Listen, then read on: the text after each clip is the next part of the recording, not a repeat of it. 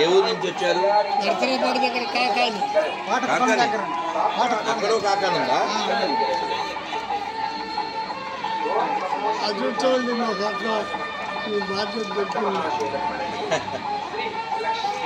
తన గోపురం అట్లా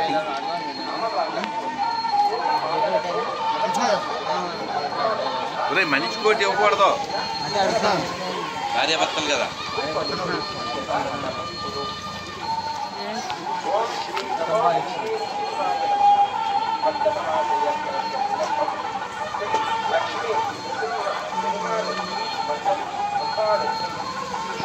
అందరికి అన్ని చూసుకోండి. నా వీడియోలు ఎక్కడ చూశారు? నేను ఇంటి దగ్గర చూస్తానండి, ఇంటి దగ్గర చూస్తానండి. సెల్లో చూసి గుర్తుపెట్టేశారు. చూసేసి ఆయనతో చెప్పేస్తున్నాడు.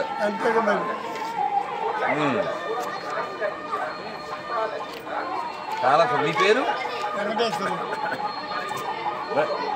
ఇంట్లో భార్య భర్తలు ఎవరు?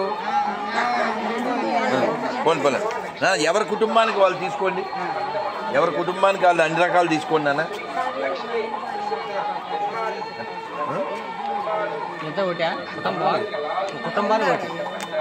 అదే అంటే ఎవరి కుటుంబం ఎవరు తెలియదు, అందరికి ఇవ్వన్నానా?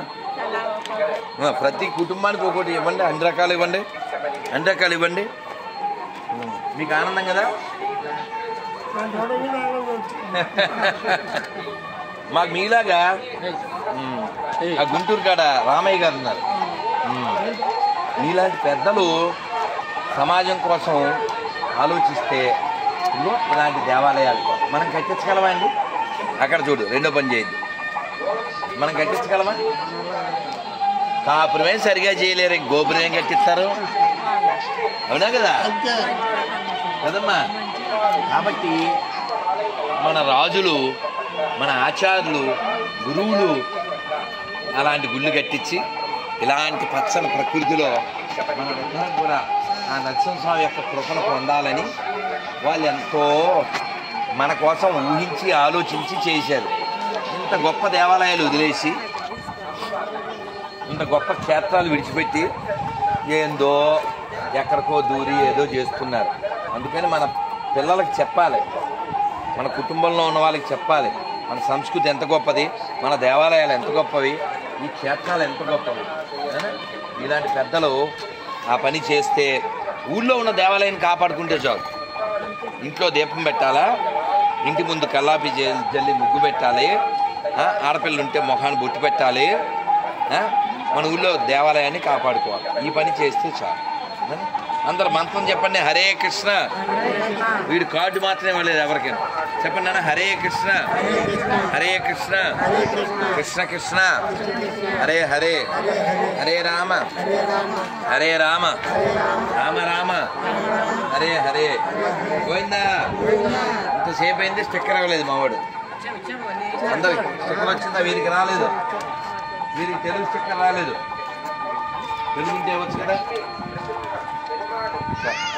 అందరికి అన్నీ వచ్చినాయా? 3 రకాలు: కార్డు, స్టిక్కరు, పేపరు. వచ్చిందా? ఇందులో నా నెంబర్ ఉంది. మళ్ళీ మనం కలుద్దాం నాన్న. మళ్ళీ ఆనందం అందులో వెనకాల వెనకాల నా నెంబర్ సంతోషం నాన్న. గోవిందా అహోబల్ లక్ష్మీ నరసింహ గోవిందా గోవిందా. అది అలా కాలు ముట్టకూడదు అమ్మ. పర్ల అమ్మ తల్లి, పర్ల నాన్న తల్లి ఉన్నా నాన్న. భక్తేనా? మళ్ళీ దర్శనం.